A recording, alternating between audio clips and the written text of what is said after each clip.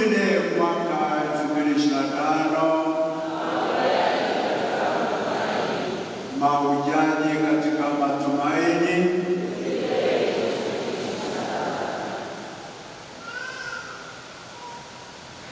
Ndugu zangu wapendwa, mapadre zangu, wapendwa watawa Yopo, wapendwa kamati tendaji halmashauri parokia kuu Kristo Mfalme, wapendwa wana kwaya, wapendwa kusanyiko lote takatifu la Mungu, Kristo tumaini letu. Leo kwa namna ya pekee tunaadhimisha siku maalum kabisa, siku ambayo mwadhimishaji wa hii sadaka takatifu ya misa ametupa ujumbe wa mambo yatakayotendeka katika hili adhimisho. Mambo matatu muhimu na ambayo ni mafumbo katika kanisa Katoliki. Jambo la kwanza kabisa ni tangazo na amri ya mapendo, na jambo la pili ni kuwekwa kwa Ekaristi takatifu, na jambo la tatu kama tulivyosikia ni kuwekwa kwa daraja takatifu ya upande. Hayo ndio mambo matatu na niseme ni mafumbo katika kanisa, na jambo la kwanza nitakaloeleza ni wosia wa Bwana wetu Yesu Kristo kabla ya kuondoka duniani kurudi kwa Baba yake.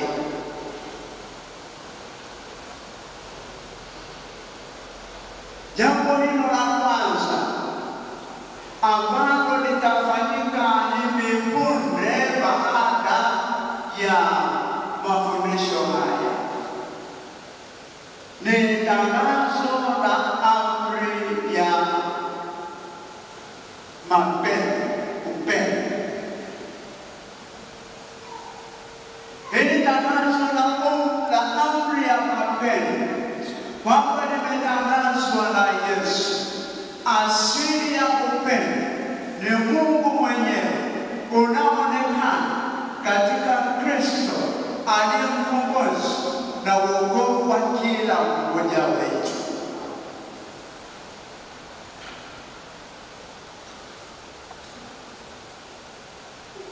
Tangazo hili la upendo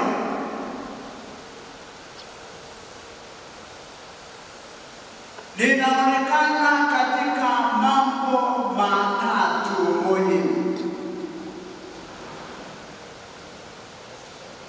La kwanza katika haya matatu ni fadhila ya unyenyekevu. La pili ni mapendo kwa Mungu na kwa jirani. La tatu ni usafi moyo.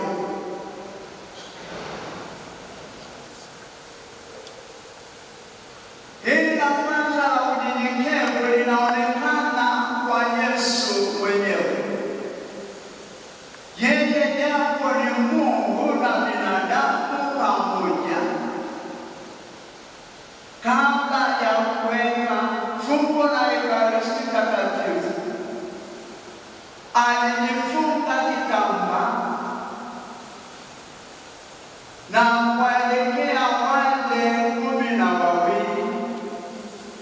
na kuanza kuwaosha miguu. Japo Petro alisita kwamba huyu alivyo mkubwa namna hii, mimi sistahili kuoshwa miguu. Hakujua ukuu wa hilo fumbo. Yesu katika hali ya umungu na ubinadamu wake, mbele ya kiumbe wake mwanadamu dhaifu, anainama kuwaosha miguu. Kwa hili la kwanza tujifunze nini? Kwa hili la kwanza tujifunze kujishusha kwa ajili ya mambo makubwa zaidi, kujishusha kwa ajili ya utumishi kwa wengine. Na hii inahitaji kuondoa mambo mbalimbali katika maisha yetu, kuondokana na kiburi. Kiburi kinamfanya mtu asiwe na unyenyekevu. Kuondokana na kujikweza, kujiinua, ili tuweze kutumikia kama Yesu. Twahitaji kujishusha na kisha kujitoa kwa ajili ya wengine.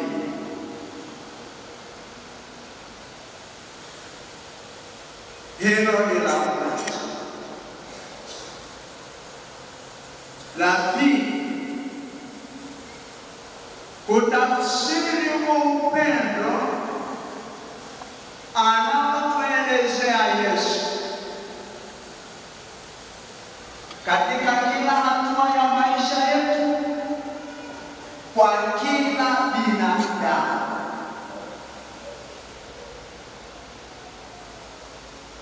Tumuone Yesu katika upendo wa kuosha wale mitume. Yuda Iskariote, mmoja kati ya wale mitume atakaye msaliti, naye alioshwa miguu. Kumbe sisi nasi tunapaswa kuelekeza mapendo yetu kwa kila binadamu. Kwa nini kwa kila binadamu? Kwa sababu kila binadamu, mimi na wewe, tumebeba sura na mfano wake Mwenyezi Mungu. Na kwa kuwa Kristo ndiye mkombozi na wokovu katika safari yetu ya kumtumikia Mwenyezi Mungu, basi tumefanywa kuwa ndugu katika Kristo na ndugu zake Kristo na marafiki zake. Na kwa kuwa sisi ni ndugu kwa ndugu na ndugu zake Kristo na marafiki wa Yesu, tunapaswa kutendeana kwa huruma, kwa upendo, pasipo kujali kwamba huyu ni nani. Maana yake ni kwamba kuwapenda wote, na hasa wale ambao wanaonekana kuwa ni maadui. Mapendo yaanze katika nafsi ya mtu, mapendo ya Kikristo, kuipenda roho yake, kupenda pia mwili wake, kujali roho yake na kujali mwili wake na kujali roho na miili ya wengine.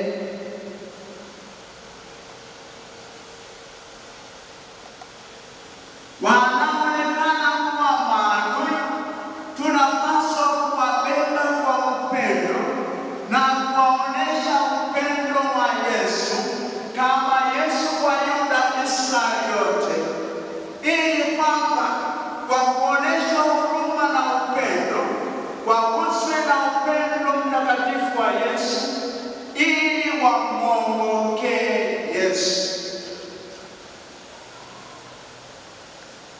Swali, tunaonesha mapendo ya hakika na ya dhati kwa majirani zetu, kwa kila tunayekutana naye. Mazungumzo yetu yanalenga kujenga urafiki wa Yesu kwao. Matendo yetu yanadhihirisha upendo wa Kristo kwao. Maisha yetu ni kioo kinachong'aa kwa wote. Hivi ninaijali na kuitunza roho yangu, ninajali na kutunza mwili wangu, ambayo ni zawadi ya Mungu katika maisha yangu. Hivi ninamjali kila mmoja? Je, katika familia, baba familia, mama familia, ninaonesha mapendo ya dhati kwa mwenzangu? Ninampenda mke wangu, ninamtazama mke wangu na kumwona Yesu katika moyo wake, katika nafsi yake, pamoja na mapungufu aliyonayo kuyaweka pembeni, nikitambua kwamba na mimi ninayafanya. Na mimi mke, je, ninamwona Yesu katika mume wangu, katika nafsi ya maisha yake, pamoja na mapungufu aliyonayo kama vile mimi nilivyonayo? Ninazungumza lugha inayopendeza kwa mke wangu, kwa mume wangu, ninamkaribisha katika moyo wangu. Hivi moyo wangu unadunda katika moyo wake kuashiria upendo? Macho yangu yanamtazama kwa upendo au namtazama kwa jicho la kiburi na jeuri?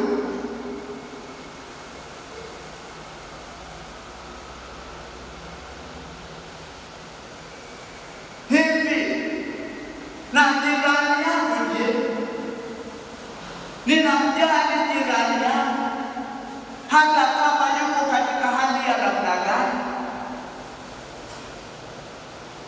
Hata kama ananitendea maovu, mimi najitahidi kumtendea mema.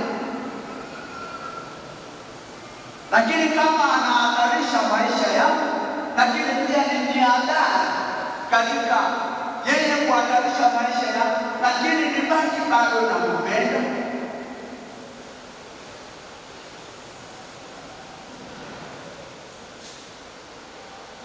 Haya, ndugu zangu wapendwa, ni ya kutafakari leo, ili tunapotoka mahali hapa patakatifu tutoke tumechuma zawadi za kutuwezesha kukua kiroho na kiimani.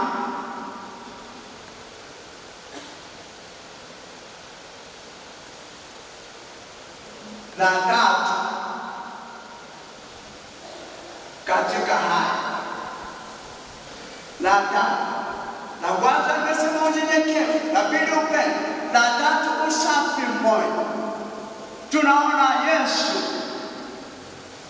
kwamba aliwasafisha miguu ili kuondokana na taka za miguu, ishara kwamba wanapaswa kwamba wawe safi katika roho zao. Alitanguliza kuwatakasa ili atakapoweka Ekaristi Takatifu waweze kumpokea katika roho safi. Ndio maana hilo limekuwa nabii. Usafi moyo, hilo nataka usafi moyo na muhimu mno. Hivi ninaijali roho yangu, kwamba nimeshazungumzia hilo. Naijali roho yangu, ninaitunza roho yangu na kuipamba kwa fadhila za kimungu. Ninakuza imani yangu na mahusiano yangu katika roho ya sala za mara kwa mara na za aina mbalimbali, ili kunijenga na kuniweka karibu zaidi na Mungu aliyeniumba.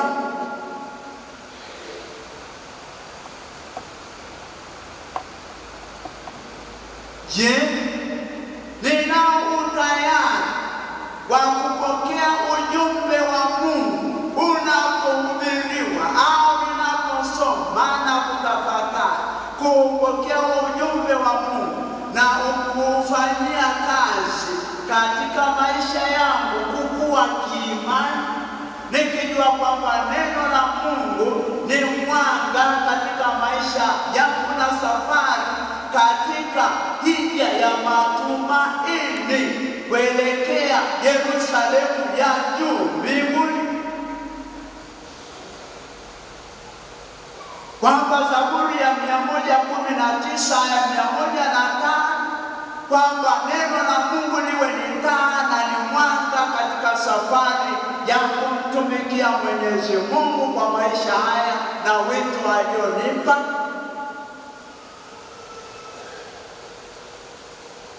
Tunazama zaidi katika roho zetu. Je, ninakuwa na utayari wa kumkaribisha Yesu mgeni katika nyumba ya moyo wangu, ukiwa safi, umetakata? Au pengine moyo wangu umejaa taka ambapo unahitaji kusafishwa?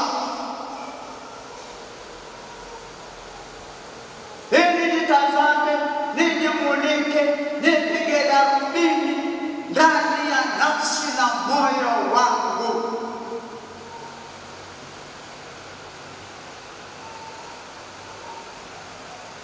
Kwamba Yesu, Mungu na binadamu, mimi kiumbe wake, kwamba anakuja kwangu,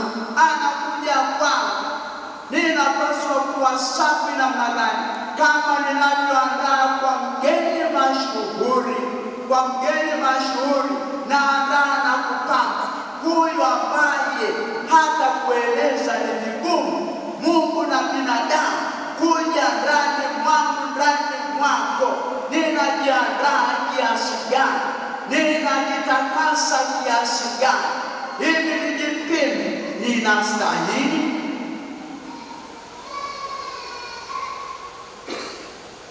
Maana nyakati hizi kuna hatari wengi kupokea, kukomunika, kukomunika. Mtu akiwa na dhambi mauti anakula hukumu. Pengine ni mara ngapi nakula hukumu, na ni kila hukumu linakuwa na hatia, na katika hatia hii ni hatari kabisa kupoteza uzima wa milele mbinguni. Uzima wa milele mbinguni. Aheri nikijitambua kwamba nina dhambi mauti, nikae kando, ningojee muda mwafaka wa kujipatanisha na Mungu, ili nimkaribishe Yesu mgeni maalum na wa muhimu kabisa katika nafsi na moyo wangu. Usafi moyo.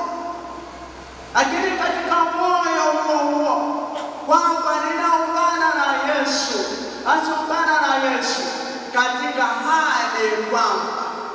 hali kwamba ninaendelea katika shukurani. Asante Yesu kwamba uko pamoja nami.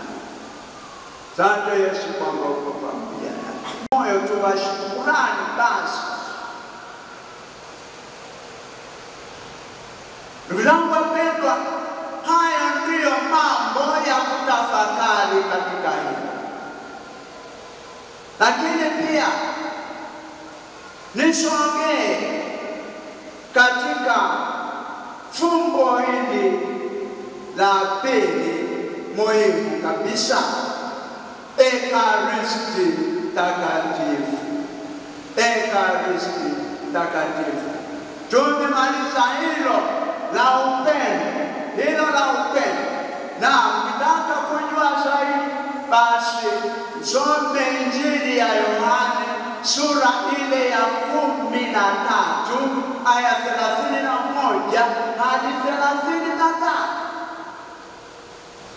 kwamba ili tuwe kweli na wanafunzi wa Yesu, basi tukae katika pendo la Yesu.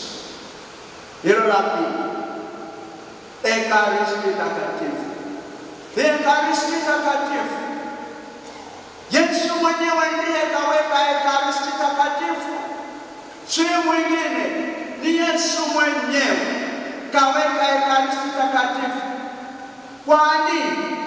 Kwa kusudi kwamba yeye atakapokuwa anaondoka aendelee kubaki nasi mpaka mwisho wa nyakati katika kanisa alilolisimika yeye mwenyewe, ili ya kwamba Kristo, wewe mwamba Petro, wewe ndiwe Petro, na juu ya mwamba huu nitalijenga kanisa langu, katika Injili ya Mathayo 17:18.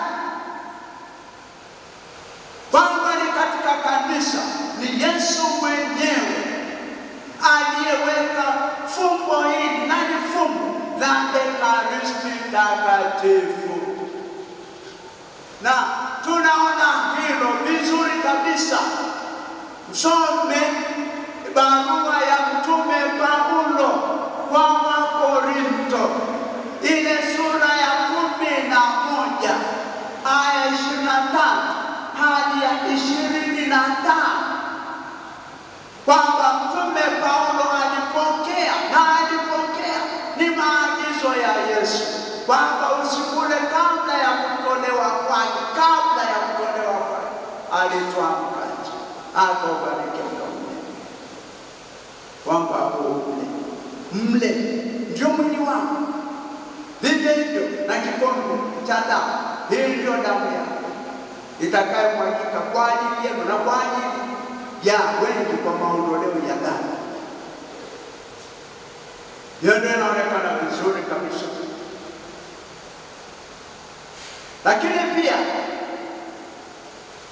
tunaona hiyo kuwekwa kwa Ekaristi Takatifu katika Injili ile ya Mtakatifu Luka mwinjili sura ile ya 22 aya ya 19 hadi ya 20. Hayo ndiyo yatakayodhihirisha wazi kabisa kwamba Yesu ndiye kaweka Ekaristi Takatifu, chakula cha njiani kwa binadamu, kwa Mkristo Mkatoliki, safari ya kumwendea Mwenyezi Mungu, pamba ya njiani, chakula cha malaika. Ekaristi Takatifu ni mfumo kwamba katika Ekaristi Takatifu Yesu anaonekana kweli kwa imani, si kwa macho ya nyama, anaonekana kweli kwa imani katika mwili na damu yake takatifu. Chakula cha wasafiri, tuwasafiri wote, na tuko katika gari moja, tuko katika bewa moja, au katika aeroplane moja. Ndio kanisa, na tusiachane, tuwe pamoja ndani ya aeroplane hii, tusiachane, tuwe pamoja katika safari hii. Na umoja huu unaunganishwa na Ekaristi Takatifu. Zangu wapendwa, nitoke hilo, hata kama nitarudi niingie Mwanza kabla ya kumalizia alichoweka cha tatu. Fumbo upande daraja la upande. Leo tunasoma ile Waebrania sura ya 5 anza ile ya kwanza nenda mpaka ya 5 kwamba pande kwanza ni binadamu kama livyo, ni binadamu tena mwanamume ambaye kwa mpango wake Mwenyezi Mungu mwenyewe anateuliwa kati ya watu, miongoni mwa watu wengi tu, na kutengwa kwa kuwekwa wakfu na kurudishwa kwa hao watu ili atende kama Yesu kwa nafsi ya Yesu, kwa ajili ya mambo yote yale yanayomhusu Mungu, kwa watu wa Mungu, kwa raia wa Mungu, wa Kristo, yani pia ni kwa wote, maana Kristo ni wa wote.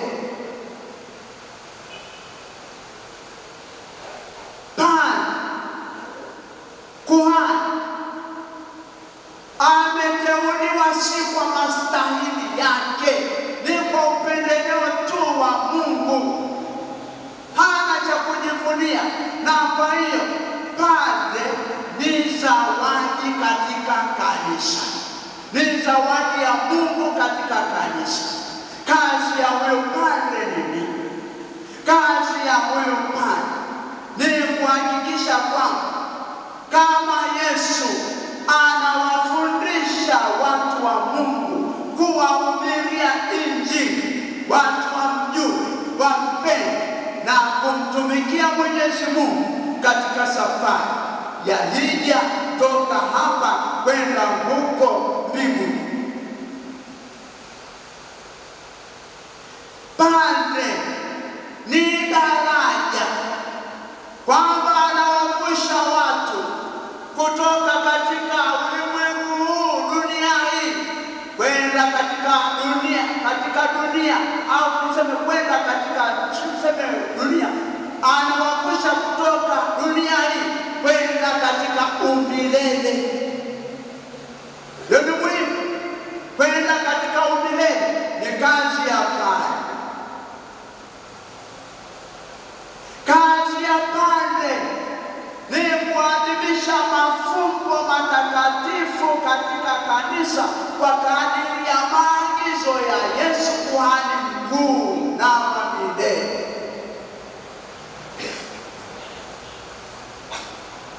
Kazi ya padre ni kuwapatanisha watu na Mungu kwa sakramenti ya kitumio kwa kadiri ya Injili ya Yohane sura ya 20 aya 23, alipowavuvia wale mitume na kuambia, pokeeni Roho Mtakatifu, mtakaowaondolea dhambi wameondolewa.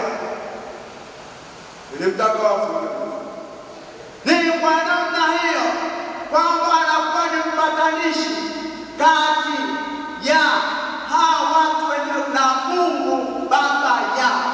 Yesu ndiye mpatanishi katika hii nafsi ya padre, anawapatanisha watu wa Mungu na Mungu kwa sakramenti ya kitumio.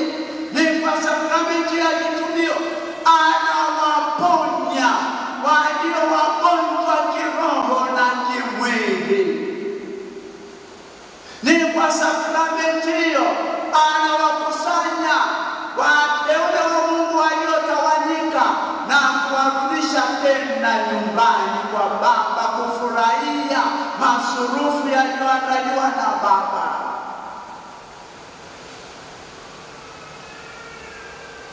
Ndugu zangu wapendwa,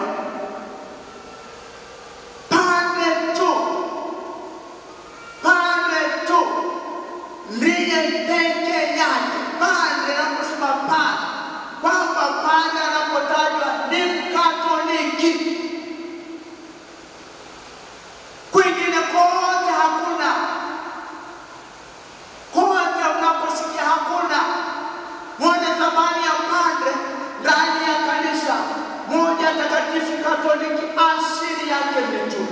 Ni padre tu mwenye kupewa madaraka hayo ya kumshusha Yesu toka huko mbinguni na kuja altareni ili kwa chakula cha wasafiri. Mama yetu Bikira Maria mtakatifu wa Mungu alimleta Yesu duniani pale katika umwilisho Mungu alipotwaa ubinadamu wake katika tumbo la mama Bikira Maria, pale alipokiri, pale alipoungama katika Injili ya Luka sura ile ya kwanza aya 38, mimi ni mjakazi wa Bwana na iwe kwangu kama ulivyonena. Mungu akatwaa ubinadamu katika tumbo la mama Bikira Maria, akambeba Yesu na kumzaa Yesu duniani, aliye mkombozi na wokovu wa kila binadamu atakayeamini na kusadiki. Kwa hiyo alimleta mara moja tu basi, na ikatokea tena huyu mama mtakatifu wa Mungu. Bwana Yosefu hakupata wala malaika, hapana.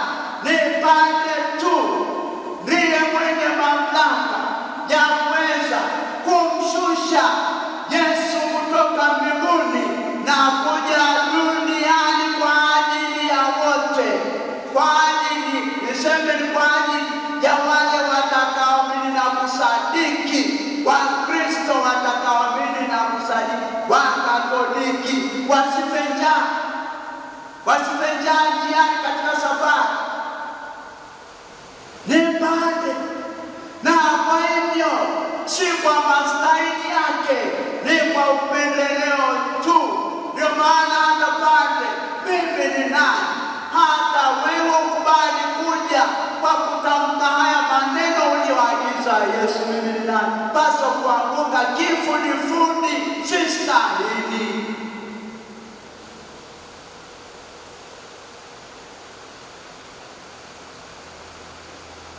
Sasa nini kinachotakiwa kwetu sisi waamini na kwetu sisi wenyewe kwa wenyewe?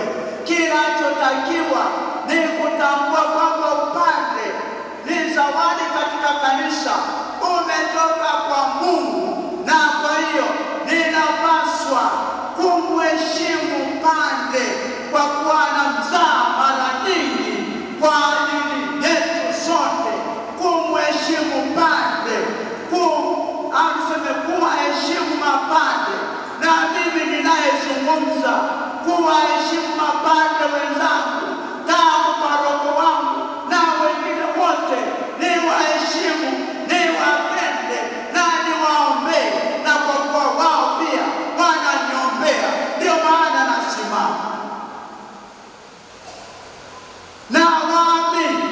Basi kazi iliyopo si tu kwamba kuwapenda mapadre wenu, ni kuwaombea. Ndugu zangu wapendwa, kuwaombea mapadre wenu, kuwabeba katika upendo wa moyo wenu, moyo mtakatifu kama moyo wa Yesu. Muwabebe mapadre katika moyo wenu, mtembee na hawa mapadre katika roho ya sala na katika msaada wote unaohitajika. Anayemwezesha padre amemwezesha Yesu. Anayekuwa mkarimu kwa padre anakuwa mkarimu kwa Yesu, kwa sababu Yesu kaweka daraja la upadre, kamweka huyo padre, hata kama yuko na kamweka huyo padre. Basi napaswa kumtegemeza. Kama anachechemea, nimfanye niwe karibu naye, ajisikie kweli kwamba kumbe hata hawaamini wananijali.